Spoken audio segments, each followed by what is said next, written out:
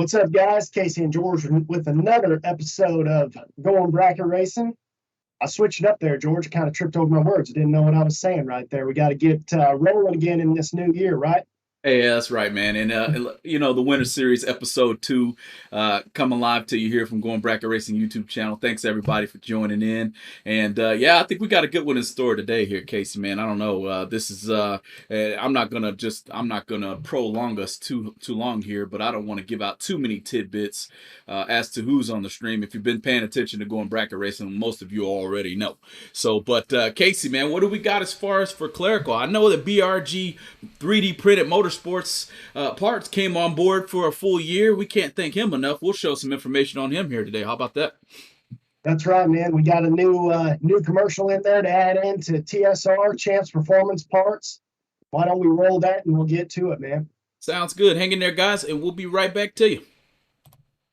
Products is everything you need to make your Power Glide Turbo 350, Turbo 400, and 727 transmissions the best they can be on the street or at the track. With exceptional products, customer service, and over 30 years of experience, TSR Racing Products is always available to help their customers with any of their transmission needs. In-house machining ensures you only receive the best products from TSR Racing. Visit TSR Racing Products at tsr-racing.com or give them a call at 800-394-5889.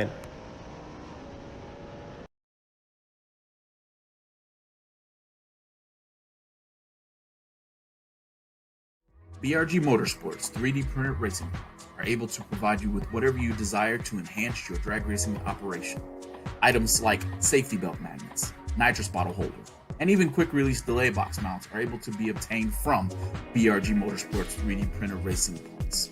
Have a look at top selling items such as helmet hooks and steering wheel hooks, which are proven to make it easier to maneuver throughout your race car. You can contact BRG Motorsports 3D printed racing parts at telephone number 765-729-1177.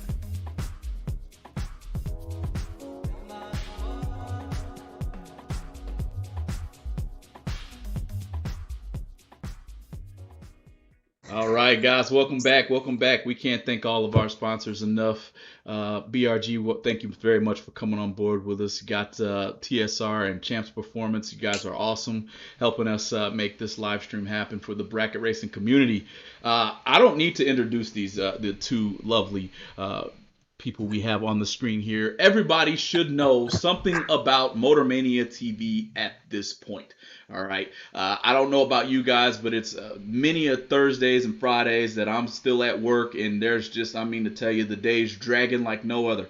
What better way to watch the sport I love most than to tune in on YouTube to Motormania TV, or even on their Facebook for that matter. Guys, we have Mark and Joanne. Motormania TV is live on Going Bracket Racing YouTube channel. How's it going, everyone? Good. Going good. This is awesome. Thank you very much for taking out time to join us here today. And as always, we always start with this one question, and we're going to jump right into it here. How did you guys get into bracket racing? I've been involved in drag racing since, 1974. So, and of course, did not have the money to class race or anything, and bracket racing was really starting to get rolling at that point. And when I started, it was the double Y stock days. Okay, I had a Vega with a 4-speed, and then it kind of evolved from there. And as far as just actual racing, and then of course Motormania TV came a lot longer after that, but. Right, and he started in Baltimore area. Yeah, so that's where I grew up, and 75, 80, and Capitol, and gosh, I don't know. Never got a chance to go to Mason-Dixon. We streamed from there, but never got a chance to race there. Let's see, where else? Well, and then later, when he went out of it and then came back into it around 1984 or 84. In the summer, and that was down at Del Mar at US 13. So now, is Mason-Dixon is that the track where you can pull your golf cart pretty much up next to the water box and just watch straight down the track? Is that where they have the hill?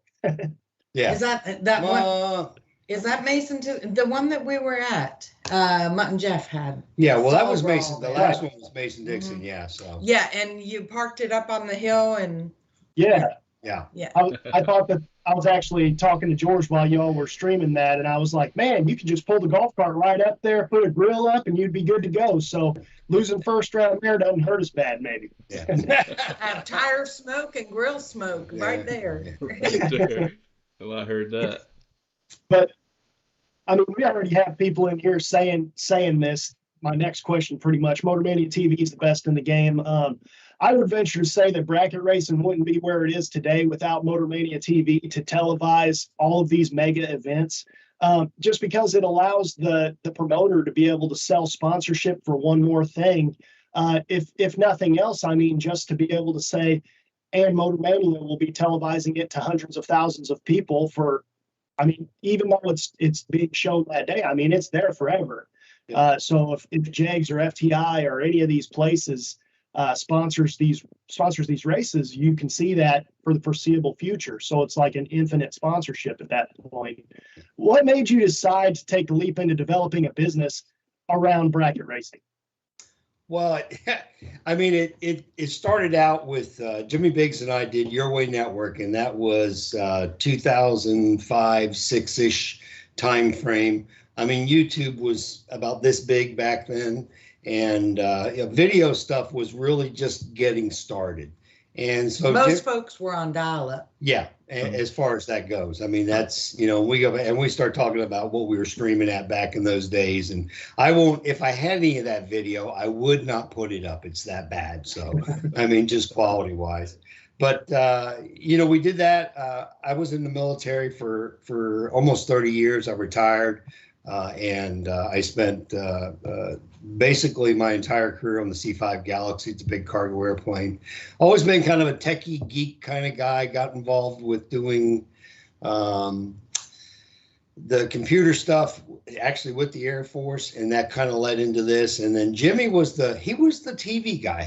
That was his background, and he was like, hey, I want to do this. And I said, well, actually, my church is getting ready to start that. So we started with a Windows server, a single Windows server, and went from there. You could get about 700 concurrent people, and then it would crash the NIC card in the back of the computer, literally. So I could see it, and I'd be on the phone with him, and I'd say, it's getting ready to crash. It's getting ready to crash. And bang, there, get about 705 people on there, and it would crash. So, well, we did that for a while, and used Windows Media streaming software, and then that evolved to, we actually had the Telestream's Wirecast, and went to, we went to Ustream, but it just kind of evolved. I mean, Jimmy got out of it in 2007. We were just so far ahead of the time on that. And we kind of did too. I mean, I used my GI Bill, went to school, took every computer course I could take, and got a little bit smarter on some of that stuff. And then Denny, I can't think of his last name. Not Pet. Not Pet, no. Yeah, anyway. Yeah, guy that worked with Duck. With Duck X, actually called me and said, hey, we're wanting to do a pay-per-view. I said, well, there's a service and we can do that. And that was in 2010. And so we were reluctant. Yes, we really were. Because it's such a fragile medium, especially then. Yeah. Right. And we were on satellite at the time. That was the only thing that would even come close to working. There was no, there was no cell service of any strength. Yeah. And everybody was on dial-up, so we knew that they were going to have trouble. Right. And I think I spent more time talking to people saying, well, what kind of connection are you on? Well, I'm on dial-up. So you can't watch this on dial-up. Okay. Well, I need a refund. I said, well, talk to Duck. All right. So I'd have to imagine that a lot of the places still you have that issue, but maybe less and less. Maybe this is one of those jobs that does get a little bit easier every year, hopefully. Yeah, it has. We're actually just finished. We just shut our satellite system down. We haven't used it in a couple of years, and there was no need to keep that going. But things have all started in 2010, and then we got involved with some of the heads up stuff.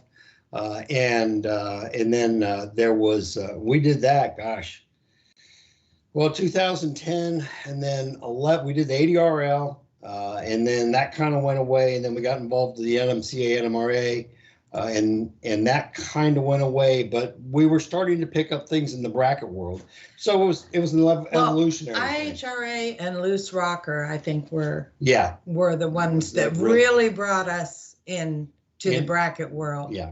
So If you want to call IHRA bracket, Yeah. you know. they kind of are now. So Right. but, and that's kind of how we transitioned to it. We really don't do a lot of heads up stuff now.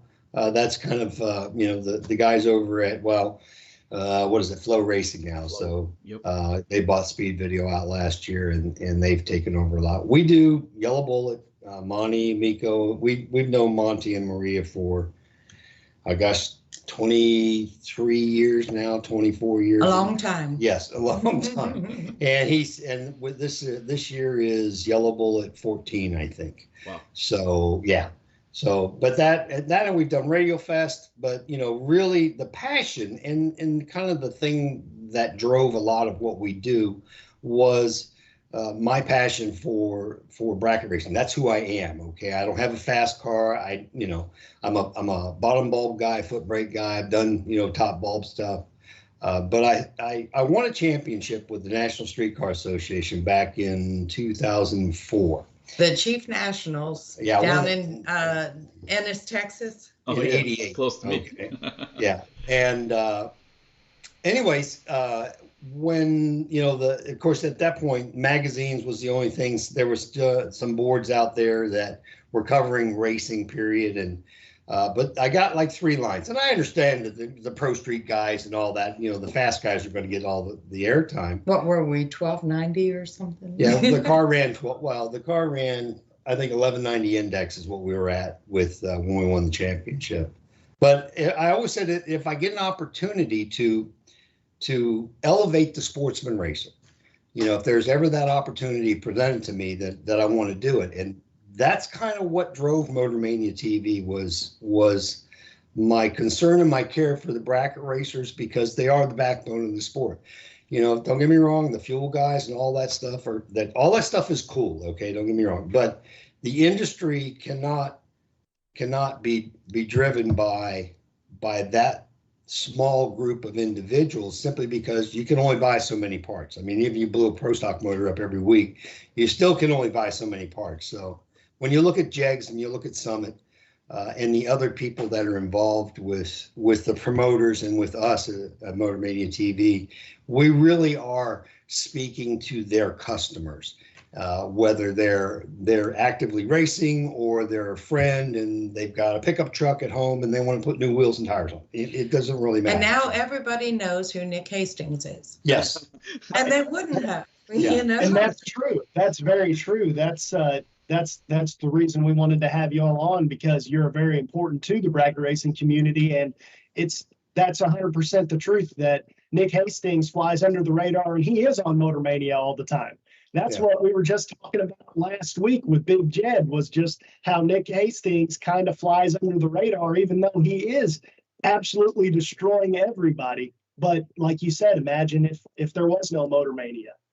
Well, it's very much a symbiotic thing, and I think that's the thing. It's yes, we help them, but they help us, and I think that's important for everyone to understand, that it's because of that relationship, because of the passion that I have, and fortunately, this lady hangs out with me and is willing to hitch her wagon to this crazy train, and do it with me. So, yeah. Because I don't do racing. She does. I don't think anybody could guess that. Well, I'll tell you what, guys, it's definitely, as we kind of picked apart some of the things that you've mentioned, it's an easy segue into the next question that I have for you, which kind of surrounds how many races Motormania actually covers throughout a season. I mean, I understand the concept of MMTV 1, MMTV 2, MMTV 3. I've kind of been following I think what I would presume, and I'm sure this question's probably down here somewhere, Dragstory. I started watching Dragstory first, and then I followed Dragstory and somehow started to see Motormania TV, and then I'm like, well, there's bracket racing, so I'm going over here with Motormania TV, because that's where I got my fix. Of course, Dragstory showed its share of bracket racing as well. My old man's been racing for 40 some odd years, George Atchison Sr., if you've ever heard of him. But you guys, he's always at SFG and all the other races that you guys broadcast, so I get to watch him and my uncle, thanks to you guys. So thank you again. But how many races would you say Motormania TV covers, bracket races per year at this point? We did a total of 46 races this past year with the New Year Nationals that just concluded, and there were 4 of those that were heads-up races, because Yellow Bullet from the year prior we did in May, because Monty and Jimmy didn't want to not do it. And then we did both the spring and the fall Radio Fest, and then Yellow Bullet, which is normally, Labor Day weekend. So 42. Yeah, 43 bracket races, and this past year. But we have done, well, when we had all 3 teams running, actually, I guess, well, no, 3 teams, because David never did any. Well, he did do a couple bracket races, yeah. Yeah, but I did a couple. That's true. So, but when we had all 3 rigs out on the road, when our youngest son worked for us, Jack worked for us for a lot of years. It was Captain Jack, I'm sorry. And he had the White Pearl. That was the name of that motorhome. So, I think we did at one point, we did 75 events one year. And that was, we did the whole entire IHRA series to include their national events. And then, of course, then a ton of bracket races. I mean, pretty much all of the stuff when we talk about the OG Million and, all of Loose Rocker stuff. I think Loose Rocker at this point is the oldest promoting group that we've worked with. So I think we looked, I don't know, I guess it's 8 or 9 years, or 9 or 10 years. I can't remember. So it's been a while. But yeah, so that's the largest number that we've done. And next year we are slated to do right now 53 total. One of those is a heads up race because they moved the Radio Fest up to Memphis, and unfortunately it's on a weekend where we don't have a team available. So we can't do that. But yeah, 2 teams now is what we have. Yeah, 2 teams. So. And when we talk about the teams, though, we like with Tony and us, when we have to, getting camera people is a challenge. It is. Because nobody wants to stand in that scaffold for 14 hours. Yeah. That was my next question. I know there's more to it than just get in your motorhome and drive to the track. There's got to be some type of setup. There's got to be some type of manpower behind it to move the camera and kind of keep us pretty well plugged in, like we're sitting in the bleachers there. And you're kind of hitting on that. How many would you say is in one crew currently? 2. Just 2. 2, yeah. And yeah, we're team 1, and Tony is team 3, and he uses a variety of camera people. So, but we usually go in at least a day early, normally a day and a half early, and we do our setup and run all our cables and everything. And then I'm in the scaffold running the camera, and she's in doing all the producing. So, as she likes to say, I make it work and she makes it pretty. So, but as far as the technical stuff goes, but she does all her graphics for us, and she builds the show, runs the show, does all of that stuff. So, and we definitely appreciate all the work that you do, because I know standing up in the scaffolding when it's 100 degrees is not necessarily a fun job to have, but the Motormania TV feed is as professional as a professional feed gets. Like, obviously, if you had the money that NHRA has, you could have drones, you could have all this extra stuff like they have. But I mean, as far as covering bracket races goes, most of the time, a lot of people other than Motormania TV have, a GoPro sitting on a countertop somewhere showing the announcer screen and one going straight down the track. But with your feeds, we can actually see the car physically going down the track after they're staged and they leave. You're seeing the whole race. You're not seeing a lot of cutting here and there, unless it's time runs or something like that, which no one really cares about anyway. True. Or an all down. No. What I really do like, speaking of during, oil downs or like incidents and things like that, I've liked how, I don't know if it's something you started doing this year, but how you do the slow-mos of what just happened. Like whenever Nick kind of got into the wall the other day, then you saw a slow-mo of all that, because that can actually help a lot of times too, because now everybody's up in arms about excessive braking or this happened or that happened. Well, that slow-mo shows that he didn't hit the brakes that hard. It was some freak deal. Correct. So that can actually be helpful as well, as let alone entertaining. But you're at all of these major races, like as far as bracket racing goes, for the most part, I would say 90% of what you do is mega race.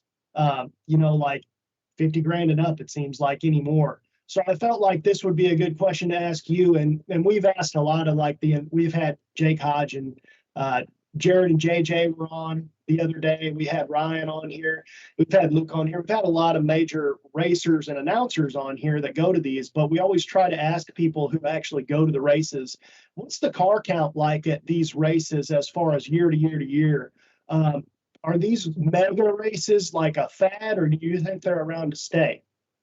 I think that if you go back 2 years, 3 years ago, and the economy was just so kick butt, okay, and people had a lot of what do we call it, disposable income, and so you saw, and especially when Kyle brought out what I call the super duper races of all time, he kind of started a trend, and that's kind of come up. It's the bell curve thing, okay, and it's come up and it's kind of hit its peak, and I think it's coming back down. But you're not going to see the triple hundreds or I don't think you'll see another guaranteed $1 million race. I would be very, very surprised. Okay.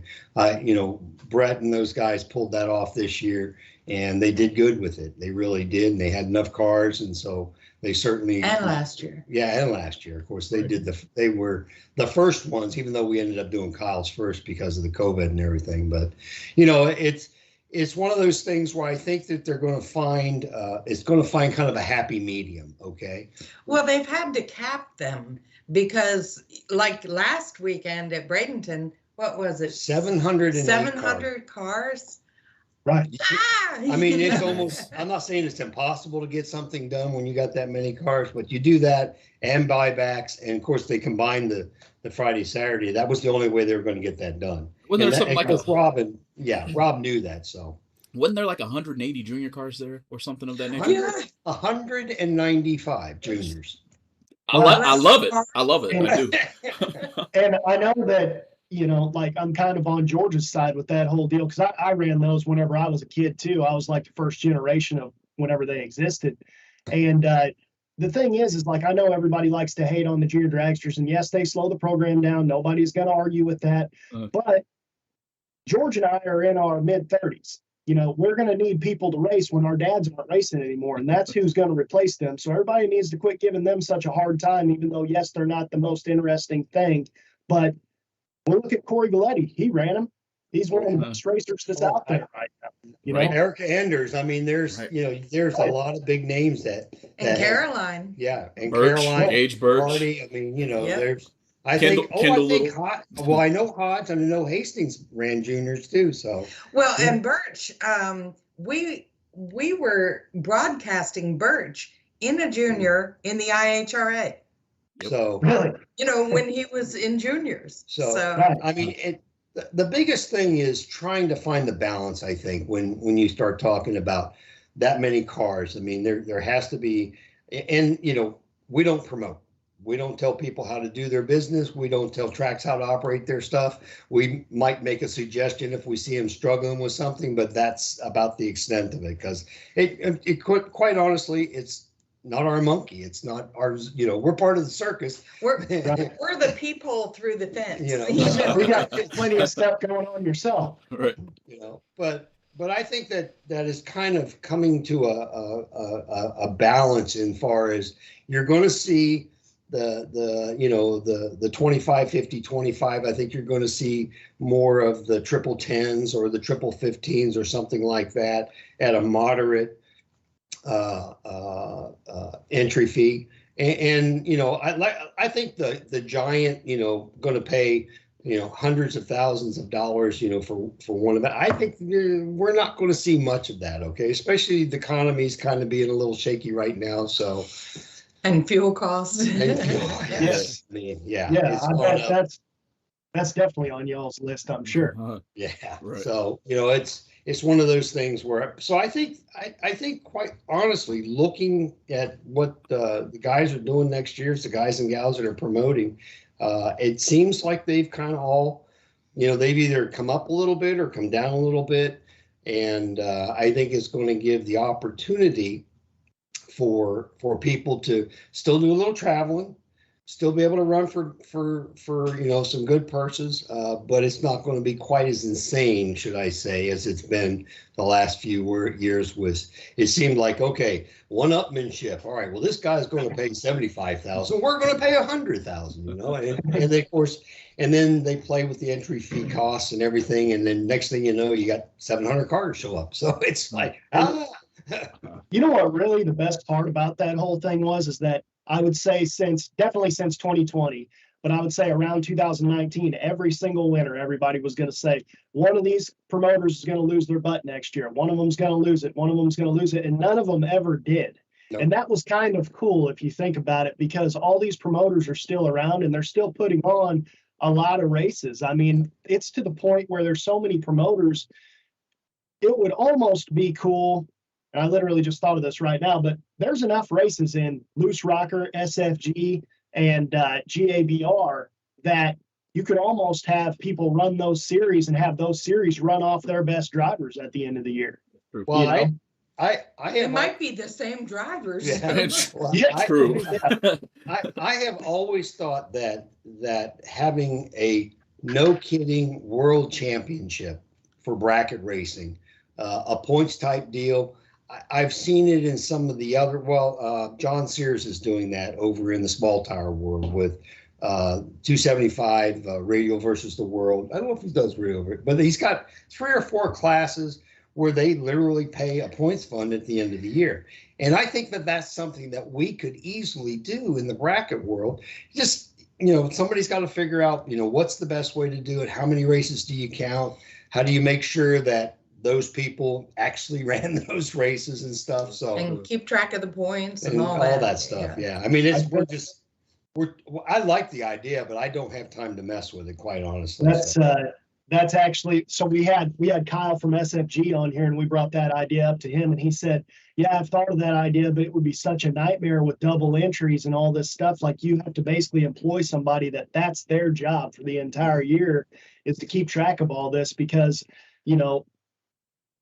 already double entries are nuts. But then you sit here and you're like, oh, well, this guy's car broke on day 2 of a 5-day race. And now he's running this guy's car and it's not even the same color. And he's just putting an X behind his number because he's not doubled. And that would be.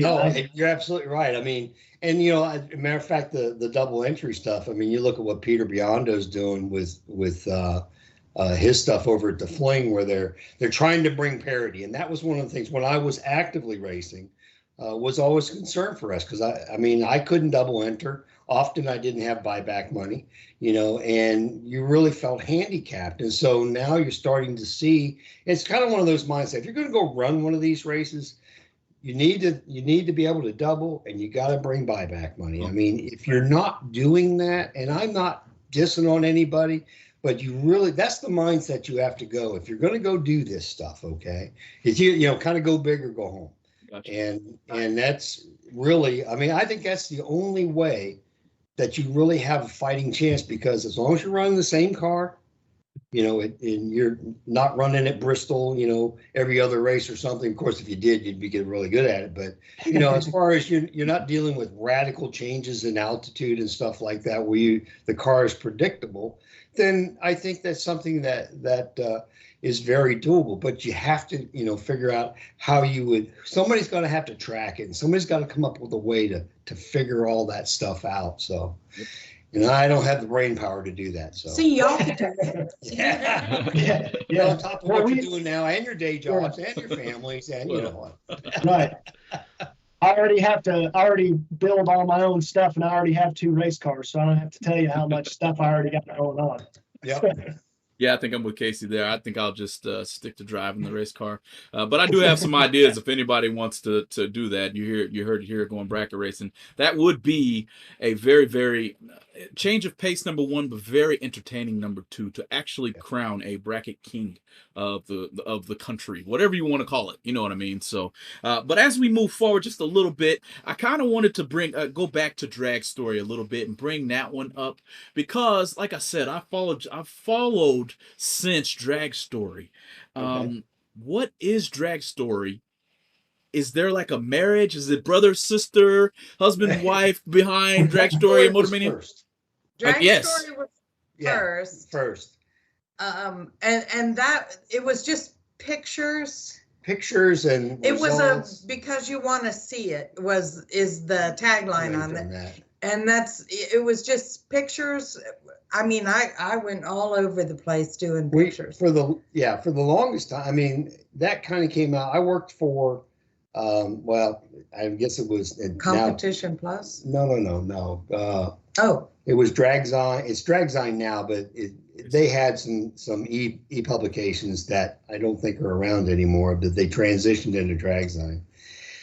And I worked for James for a couple of years doing that stuff, freelance. Taking pictures. You know, taking pictures. Well, I was doing some writing. Yeah. And so in 2009, we just kind of came up with this idea about Dragstory.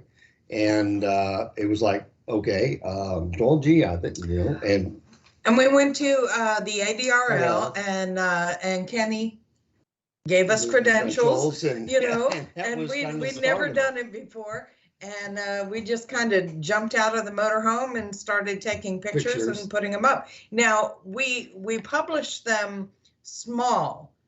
They're 640, so that they weren't a competition because we weren't charging anything. Yeah. And we didn't want to run photographers out of business, you know, that were actually doing photography, to do pictures. Stand up. Whether it's, you know, Brian Epps or whoever. Yeah. So, but that was what started, and that really, we did Dragstory for probably 18 months or so, and just covered a variety. I mean, we did everything from NHRA division races to bracket races to a lot of heads up stuff, and that kind of transition in that 2010 time frame. Okay, we actually were streaming on Dragstory. Yep. And I think we did that for about a year. That was in the Ustream days, that platform.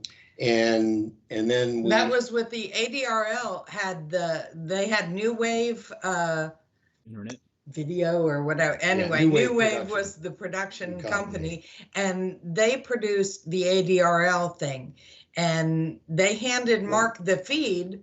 And we just put it up on the web because we had the satellite, and we had no intention of ever becoming a production company. Yeah, it was like, no, we were not going to do that. And then we did some different things because we use WordPress for our websites, and so you can, you know, you build a new template for it, and you could change it, and you could brand it for the series you were doing or what have you.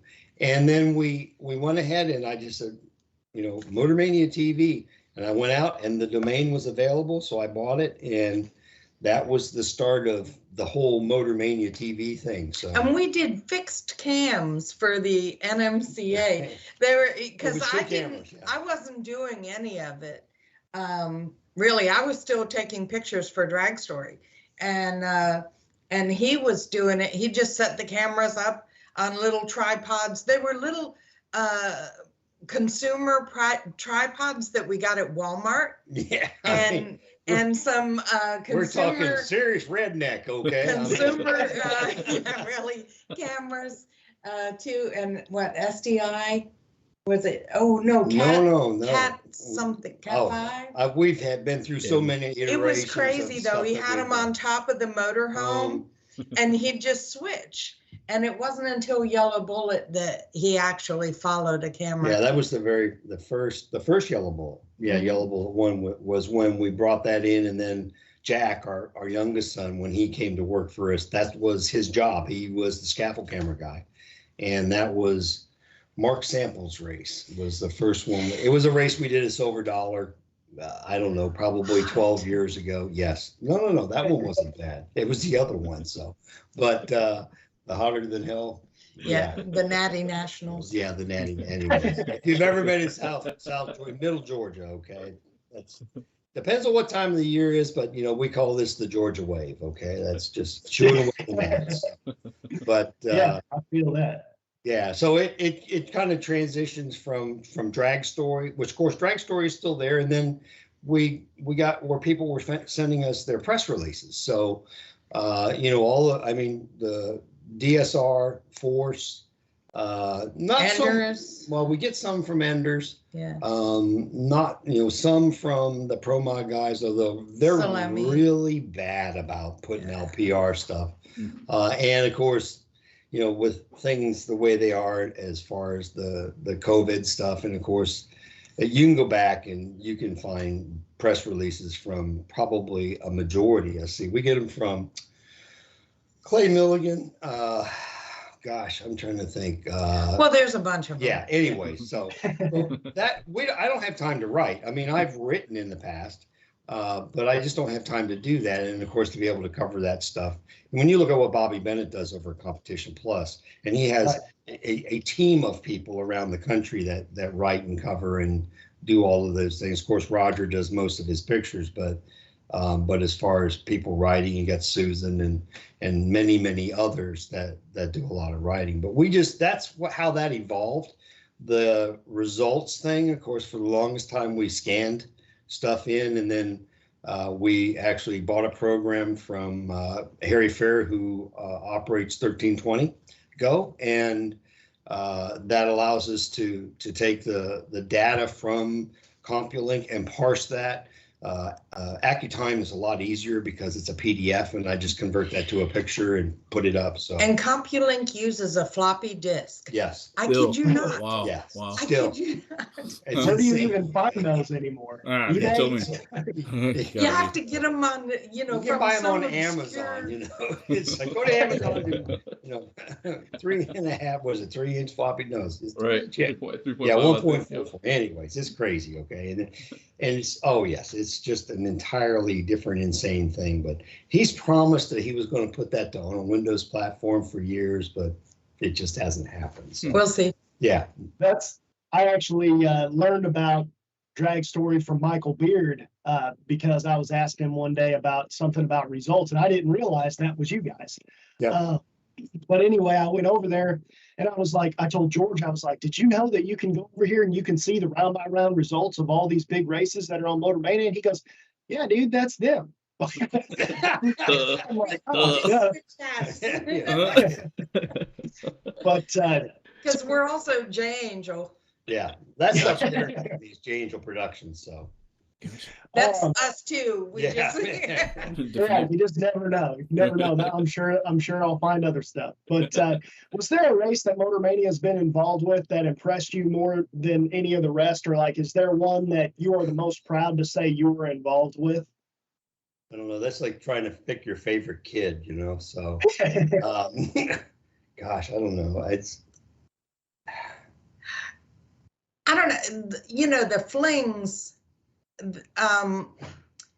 Peter has some people that they give us video that's pre-recorded, and then sometimes he'll have Mark go out and do some interviews and so on, and we can interject that whenever there are driplets or an all down or anything like that, and those make for a really good, very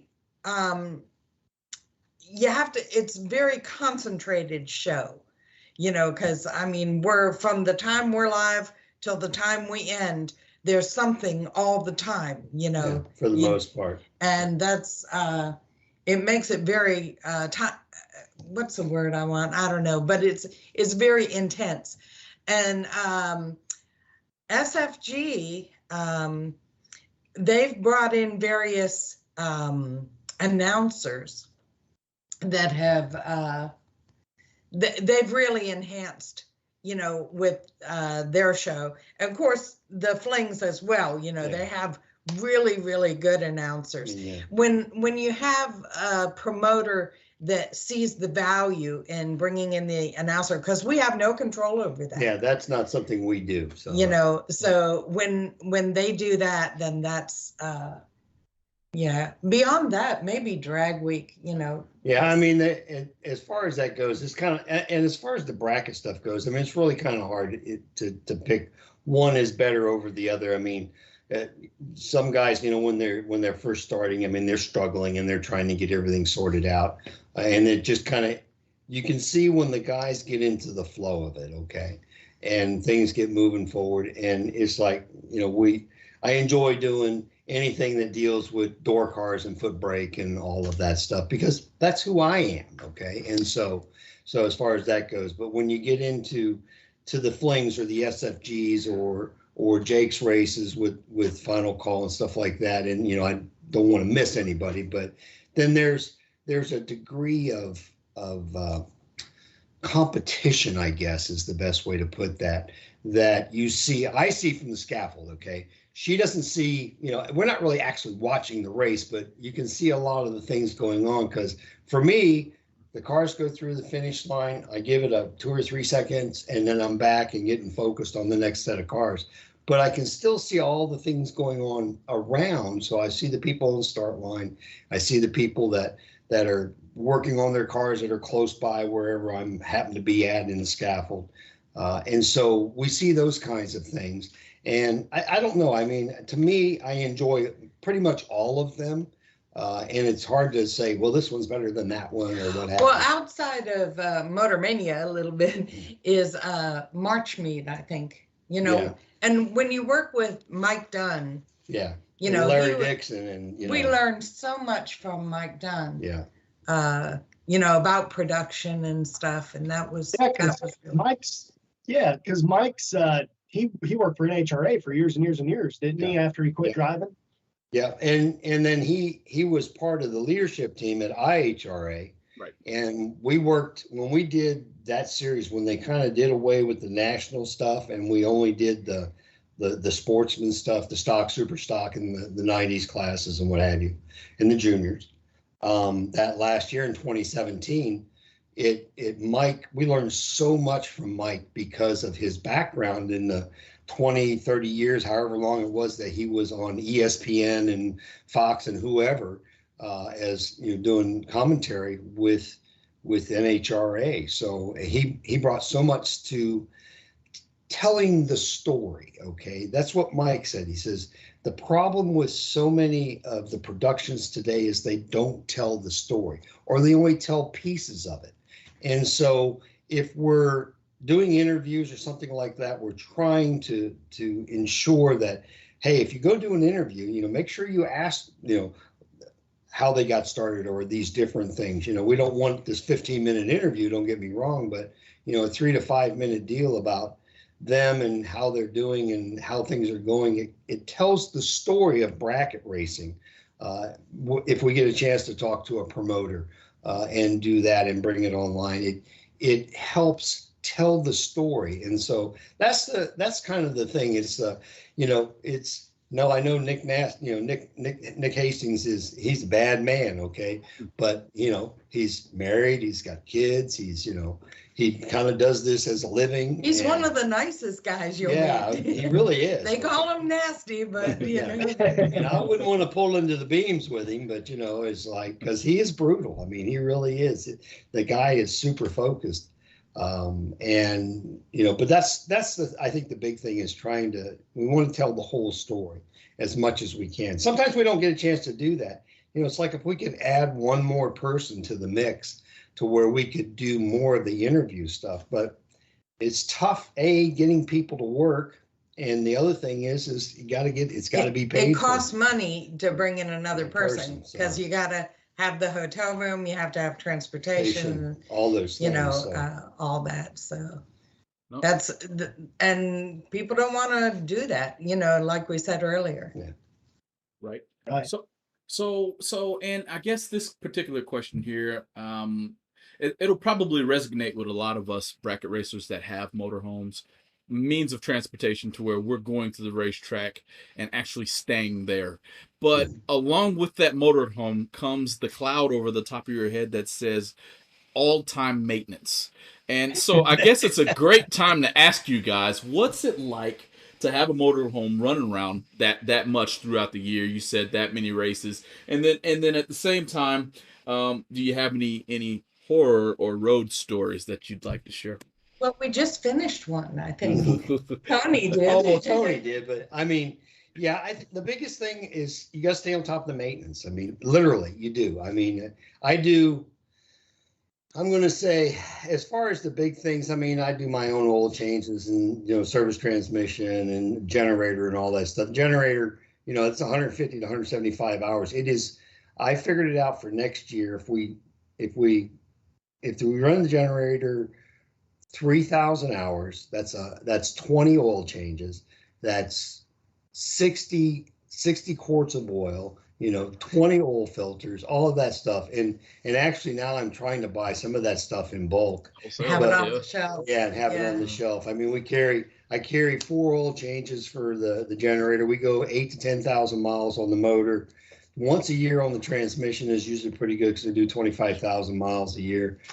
Keep an eye on the tires. I just actually got all the gear where I can rotate my own tires now. He has over 400,000. Yeah. Yeah, the big motorhome, Unit 1, the King's Coach, has about 470,000 miles on it. Now, we are on our second generator and we are on our second motor.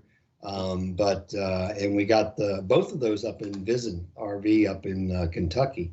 You know, it's one of those things where we were in a position, we had the money, and we were able to get it done. Matter of fact, one of them was we had left, I think it was the first Jake's race, the very first one we did. And in the little track in Indiana, I can't remember the name of that place. Muncie? Yep, No, probably. No. Wagner? Waggler, yep. Oh yeah, ET Raceway. I grew up there too. And we had just left there. And, well, we were there, and I told Jake, I said, yeah. So I called the guys at Visit, and we got up there, and I mean, literally in 3 hours. You know, when you have the ability to lift the front of the motorhome and, you know, basically drive stuff in underneath of it, and, you know, I mean, it took them like 2.5 hours to change the generator, and then they had it we changed the motor last January, so it was before all of not 2120. Anyways. Right before we went out to New Mexico. Yeah, to do a land speed thing, which is that was different. I don't want to do that again. So we had about 8,000 feet of fiber optic out, and that's like don't particularly care to do that again. But well, you're trying to cover 1.5 miles, and it is difficult. It really was. We had 2 swinging cameras, and we did remote stuff. And we had Chad. Chad was out with us. Chad Reynolds was with us. Oh yeah, helped with us. Jake was there. And Jay Leno was there. Well, we didn't. We didn't get to see him. We kind of saw the tent he was at. Yeah, but that would have been an interview right there. Yeah. Well, he did. Chad and did Chad? No, they didn't do Jay. No. Oh no, he did. Dan Parker. Dan Parker, of course, fastest blind man in the world. So, Gotcha. But yeah, I mean, you just have to stay on top of it. I mean, it's like right now this winter, brakes. We got to do brakes. I'm not doing them. I'm going to take it somewhere for $1,000 or whatever it is. It's just not. That stuff is big and it's heavy, and it's like one person. I rotated the tires for the first time, and it was like, my gosh, I didn't realize these were that heavy. Okay, but they, 22.5-inch, basically semi-tractor trailer tires are big and heavy, and I got to do the back twice because I have a kind of oddball rim, and it's a little bit deeper than the normal rim. And when I put it on and I tried to put the simulator back on, it's like I have like, you know, a 1/16 of an inch of thread showing. I'm going, this is not right. It took me a while to kind of figure it out. So I had to take the back apart and swip things around. But no, It's I just together now though. I've always worked. I've been a mechanic my entire life, literally. I've never done that professionally, but well, maybe for a little bit, but you know, I've always been mechanically inclined, and for the most part, I don't have a problem diving into something as long as I really think honestly that I can work on it. So Yeah, they're fixing to do new springs on the little motorhome. yep, yeah, Unit 2. So In a little bit. Tony will bring that in. Of course, Tony, when you talk about motorhomes and so on, Tony's burned to the ground yeah, en route to VMP triple threat. yeah. The first triple threat, right? No, second one. Anyway, but Yeah. it burned to the ground. He escaped through the driver's window with the laptop and maybe a couple hard drives or something. But that's it. I mean, if you saw the pictures. It burned to the ground. It's on our Facebook. It's on Motormania's Facebook, I think. So. Well, somewhere. You know how Facebook is. It gets buried. But, yeah, it's over there. But yeah, that was. But no, you just got to stay on top of it. So he used Unit 2 for the rest of the. Since June. Yeah, and he just finished at Bradenton with it. So, but he has a new motorhome. He just has to, you know, you got to drill holes in the floor so that you can get the cabling up in and everything. Yeah, and he has no equipment because he lost all of his equipment when the motorhome. He said the scaffolding. Actually, the H frames actually bent over. Yeah, they were warped, so they were just. It was. I mean, it looked like it looked like the motorhome was in a war zone. Okay, that's I remember seeing that. Yeah, it was awful. So it was really terrible. But that's not a normal thing for people on the road. Blown tires. We've been pretty fortunate on the blown tires thing. We've only had that happen twice. Wheel bearings on the trailer. That's a constant. You know, you have somebody beeping and going by, you know. And you're sitting there and you're looking in the tires like this, and the fender's up in the air. Yeah. We lost a tire in Ontario. We still never found it. The wheel and tire. Oh, that was on the big trailers. So that was not on the little utility trailers we use now. Yeah, that was. Well, we don't even want to talk about that trailer. That was just a nightmare. But because we used to race. I mean, you know, we up until we started this crazy thing.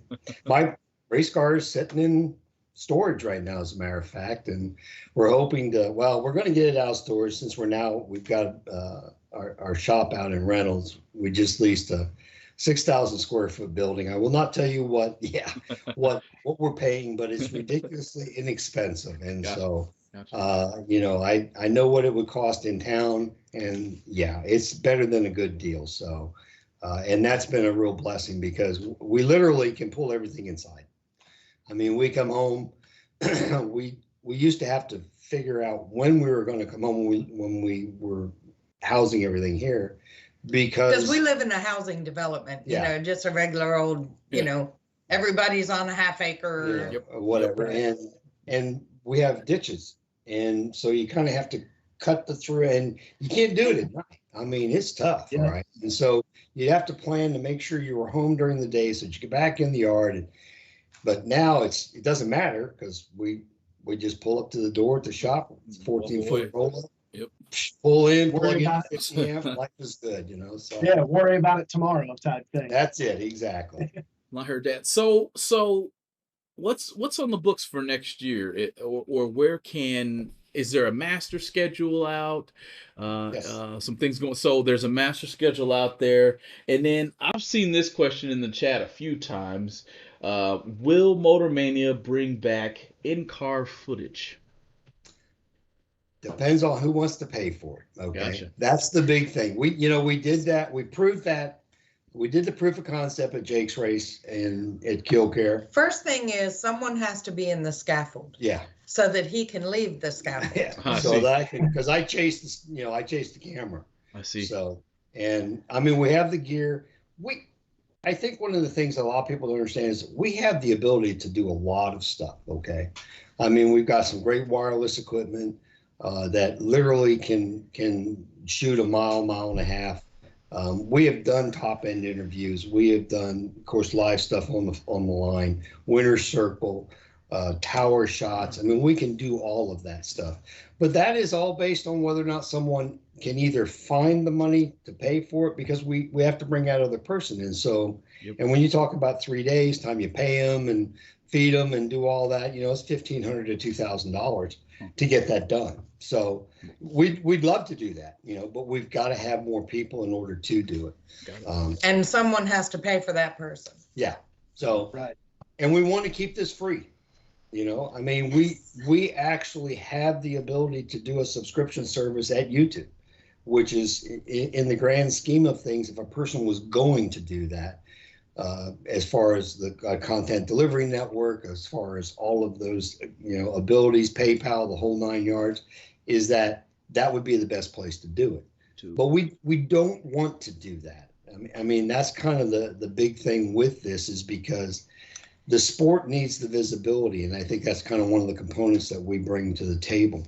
Have y'all been in the chat when a new person will come in and they'll say, "What is this?" Yeah. You know, what are they doing? You know, and I've never seen anything like this before. And we have always tried to teach the people in the chat bleachers to be open to real questions. I mean, there are some people that'll come in and they're just being silly, but you know, if they're asking a genuine question, be open to it and guide them. Jed is a wonderful person he picked up on it right away. Well, he was the one that really was the first one to capitalize on the online audience, address the chat bleachers. Yeah. Yep. And he would tell them, look, this is how I mean, nowadays with the, you know, B00, take 00 stuff, all the math and everything, people, you know, if they don't know, tell me who won. Okay. Right. Right. I mean, I yell that at the speaker all the time. Who won? Right. You know, If you don't see the win light, sometimes it's tough. Okay. And don't get me wrong, I understand the math and doing all that stuff, but make sure when you do all that, say, and, you know, Gary won, okay? Or Ted won. Gary Williams won. Yeah. Because not everybody knows who Gary is. Yeah. And you don't always, you know, left lane, you know, or something. But anyway, but that's the thing with the announcers.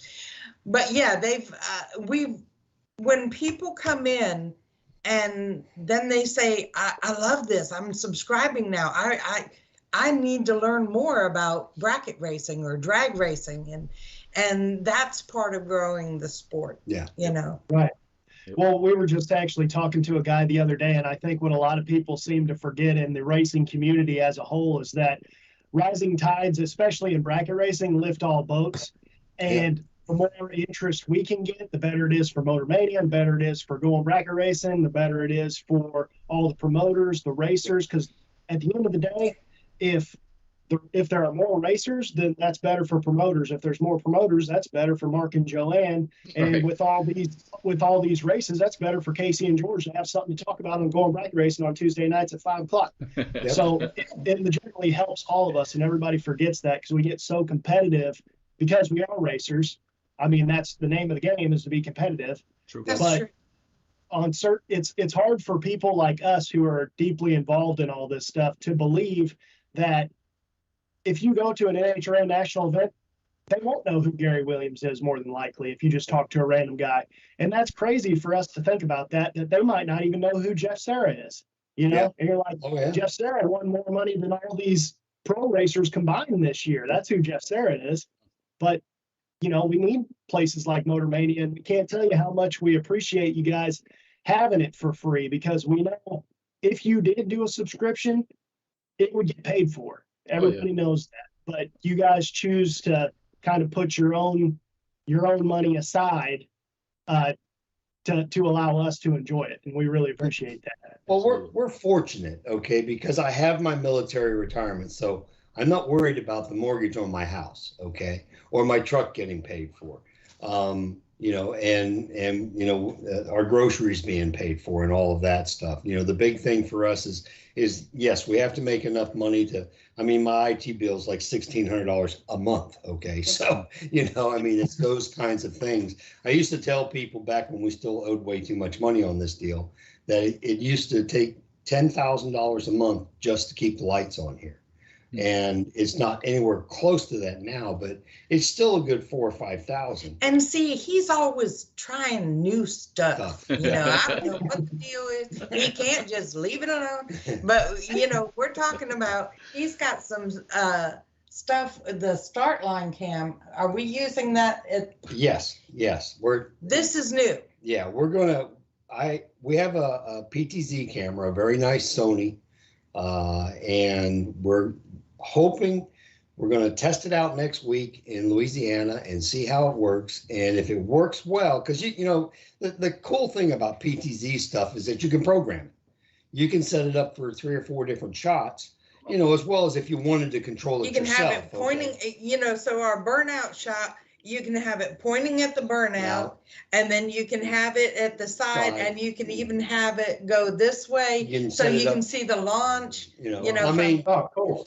Wow. So we're working on that. We're ultimately what Tony and I would like to do is get the person out of the scaffold, get them in the motorhome. Okay, but that's going to require a lot of eye-hand coordination, and I don't know that I'm necessarily that good at that. See, and theoretically, we could even have somebody who's a gamer or something that could do that really well from home. From home. Interesting. Literally do it remotely. So. That's interesting. The internet stuff is getting good enough now to where, and that's something else that Tony and I have talked. Tony has really been very, very good. Tony, we were competitors 15 years ago. And he was Orska or something. Well, he did Orska. It was a heads up outlaw deal that was kind of in the southeast, and it was outlaw 10.5 and let's see, I think they had 275 Real Street. I don't know. Some of the heads up stuff I just never really been able to grasp. But but he was our competitor. And when the IHRA came to us, when Scooter came to me in, gosh, it must have been 2015, and said, we want you to do everything next year. And I looked at the schedule and I went, there's no way we can do this with 2 teams. And so I was going to call Tony and say, hey, dude, are you in? And he called me. And I said, I mean, literally, it's a God thing. Okay. It really was. And so he has come on to do, that's how he got involved in it. And of course, that's how we ended up doing as many races as we did for so many years. So we got Barn in here actually saying he'll be the future remote operator. Yeah. Yeah. Barney, he calls him. He's where? Denmark? Where is he? No, Barney. No, I thought he said, Barney. I thought you said Arnold. Yeah, no, Barney. Yeah. Yep. Barney, yeah. Yeah. He calls them, I think they're called drivers, camera drivers, I think is what he said. Yeah. And but we're going to do that next week. We're still working.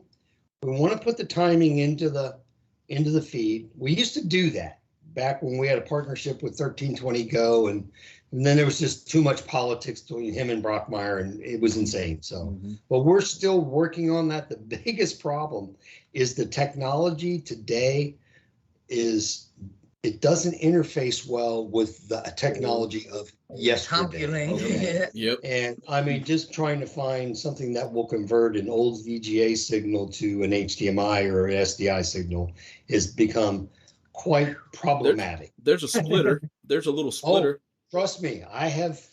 We have splitters. Don't do it, huh? You have to find the exact right one, okay?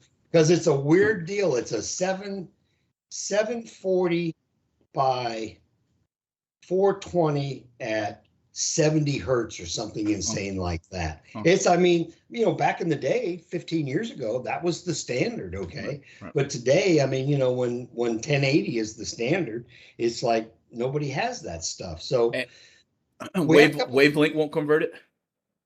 I don't know. Yep, I've got a wavelength. I've got a wavelength right here, and that's how I kind of get my monitors moving. That wavelength is It's like a little box, probably like Right. yay big. It's got USB ports. It's got your VGA. It's got your HDMI. It's got several connections. Now, I now think I the have only one something that's similar to that Similar, called yep. but it doesn't do VGA. Yep. But it's oh gosh, what is it? Decimator. Huh. But it just converts. It'll do HDMI to SDI and up and down and back and forth. It may do composite, but I'm not sure. So, but yeah, that's the biggest thing right now because I ended up. We were going to do it because the boards were out at Piedmont because it got hit by lightning. Oh yeah, I watched Michael that. Anthony's race, in November. Yep. And man, I ordered stuff in on Amazon. I did this, I did that. It was and, like they delivered it to the track. it's like, Yeah, and it worked, huh? we could not make it work. So that, and now Warren and I saw each other at PRI. Of course, we do the crazy slot car race up there. And only do one of those a year. I don't want to do any more than one of those. Slot cars. But that's almost as involved as in doing a regular race, But- other than following cars, because there's no way you could do that. But Warren came by and we spent a couple hours one evening after he got finished because he was doing stuff for NHRA at the show. And he brought a couple pieces of equipment and said, "Hey, try this stuff. I've not tried this." And, because you got to get into the specifics on these converters, and says, well, does it do VGA at this rate? So that's been the big thing, but we're hoping to bring that to the table this coming year. So Quick shout out to Team 5. oh yes. They help us manage the chat bleachers, and they do it voluntarily. Yes. They do it all voluntarily. And so that's our moderators. Yeah. So big shout out to Barney, Jenna, and Chuck, or Gator. So. Yeah. That was actually the next thing I was going to say was I know we've kept you guys more than an hour that we said we were going to, but who do you need to thank before you get off here? And where can everybody get a hold of you if they want Motormania to come stream some of their races next year? I don't know if we have any weekends. Yeah. Sold out. TV.com, or Dragstory. If you click on the contact there, that'll get us. And, my phone number is, I think it's on there. It's not, it's on Facebook. There's so many places so either the website or Facebook.